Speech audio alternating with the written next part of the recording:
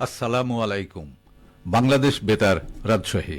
স্থানীয় সংবাদ পড়ছি খন্দকার আনোয়ারুল ইসলাম। চাঁপাইনবাবগঞ্জের রানীহাটিতে পারিবারিক কবরস্থানের বাউন্ডারি দেয়ালের পাশে পুঁতে রাখা বেশ কিছু পরিত্যক্ত ককটেল বিস্ফোরণের ঘটনা ঘটেছে। তবে বিস্ফোরণের ঘটনায় কেউ হতাহত হয়নি। গতকাল ভোরে সদর উপজেলার ধুমি হায়াতপুর এলাকার আহসান মঞ্জুরের পারিবারিক কবরস্থানে এই ঘটনা ঘটে। স্থানীয়ভাবে ককটেল বিস্ফোরণের সংখ্যা নিশ্চিত হওয়া যায়নি, তবে পুলিশ বলছে ৫-৬টি ককটেল বিস্ফোরণের ঘটনা ঘটেছে। বিস্ফোরণের আঘাতে ভেঙে গেছে কবরস্থানের সীমানা প্রাচীরের একটি দেয়াল।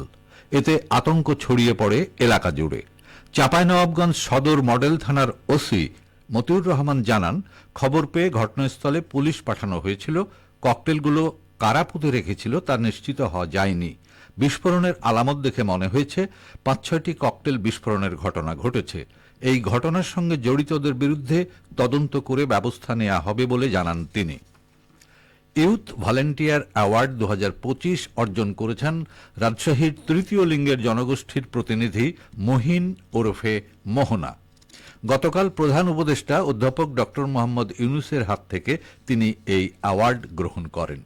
এছাড়াও দেশপ্রেম, বীরত্ব ও সাহসিকতার ক্ষেত্রে অসাধারণ অবদানের জন্য রাজশাহীর টিকাপাড়ার হাসান শেখও এই অ্যাওয়ার্ড পান। তিনি এসোগড়ি যুব সংঘ নামের একটি সংগঠনের সভাপতি। রাজশাহীর সন্তান মোহনা জ্যেষ্ঠদের প্রতি আদর্শ সেবা ও সমাজ কল্যাণে অসাধারণ অবদানের জন্য ইউথ ভলান্টিয়ার অ্যাওয়ার্ড পান। স্বেচ্ছাসেবকমূলক কাজ ও তরুণ প্রজন্মের অনুপ্রেরণামূলক অবদানের স্বীকৃতিস্বরূপ মোট ১২ জনকে ইউথ ভলান্টিয়ার অ্যাওয়ার্ড ২০২৫ প্রদান করা হয়। এবছর ৫টি ভিন্ন ক্যাটাগরিতে এই সম্মাননা অ্যাওয়ার্ড প্রদান করা হয়। প্রধান উপদেষ্টার কার্যালয়ের শাপলা হলে যুব ও ক্রীড়া মন্ত্রণালয় এই অনুষ্ঠানের আয়োজন করে। সিরাজগঞ্জে জনসাধারণের সাথে আসন্ন ত্রয়োদশ জাতীয় সংসদ নির্বাচন বিষয়ক মতবিনিময় সভা অনুষ্ঠিত হয়েছে। গতকাল সদর উপজেলার বহুতি বাজার ঈদগাহ মাঠে আয়োজিত জামাতে ইসলামীর উদ্যোগে এই মতবিনিময় সভা অনুষ্ঠিত হয়। সভায় প্রধান অতিথি ছিলেন জামাতে ইসলামী সিরাজগঞ্জ জেলা শাখার সেক্রেটারি ও সিরাজগঞ্জ ২ সংসদীয় আসনে জামাত মনোনীত প্রার্থী অধ্যাপক মোহাম্মদ জাহিদুল ইসলাম জাহিদ। সভায় ৮ নম্বর ওয়ার্ড জামাতের সভাপতি আবু হানিফের সভাপতিত্বে উপস্থিত ছিলেন সদর উপজেলা জামাতের আমির অ্যাডভোকেট নাজিম উদ্দিন, অফিস সম্পাদক আব্দুল কাদের ইমন, শিয়ালকোল ইউনিয়ন জামাতের আমির আব্দুস সালাম। আগাম শীতকালীন সবজি চাষে লাভবান হচ্ছেন রাজশাহীর কৃষকরা। সাম্প্রতিক বছরগুলোতে চাহিদা ও দাম ভালো থাকায় কৃষকদের মাঝে আগাম শীতকালীন সবজি উৎপাদনে আগ্রহ বেড়েছে। কৃষি বিভাগ প্রণোদনা হিসেবে ৬,১৬০ জন কৃষকদের প্রত্যেকের ২০ শতক জমির জন্য বীজ ও সার প্রদান করেছে। কৃষকরা বলছেন, গ্রীষ্মকালীন সবজির আবাদ শেষ দিকে। আগাম শীতকালীন সবজির জন্য শিম, ফুলকপি, বাঁধাকপি, টমেটো, পালং শাক সহ চাহিদা সম্পন্ন অন্যান্য সবজির নতুন চারা তৈরি করা হচ্ছে।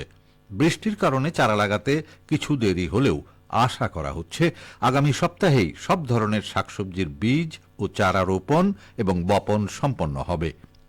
রাজশাহী কৃষি সম্প্রসারণ বিভাগের তথ্য মতে রাজশাহী জেলায় চলতি রবি মৌসুমে ১৫,১০০ হেক্টর জমিতে সবজি উৎপাদনের লক্ষ্যমাত্রা ধরা হয়েছে ৪,৫৩,০০০ মেট্রিক টন।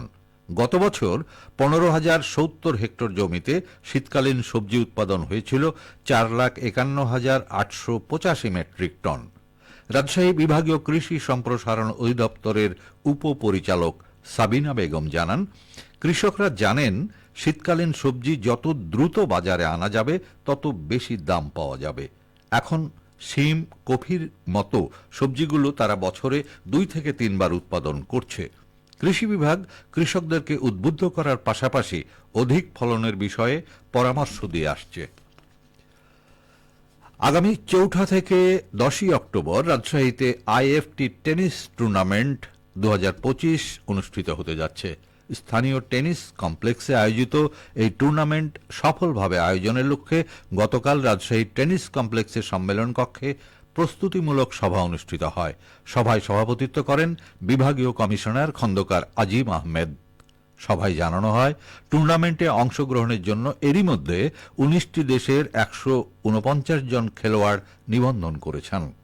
গতকাল পর্যন্ত যারা নিবন্ধন করেছে তাদের মধ্যে ১১০ জন ছেলে ও ৩৯ জন মেয়ে।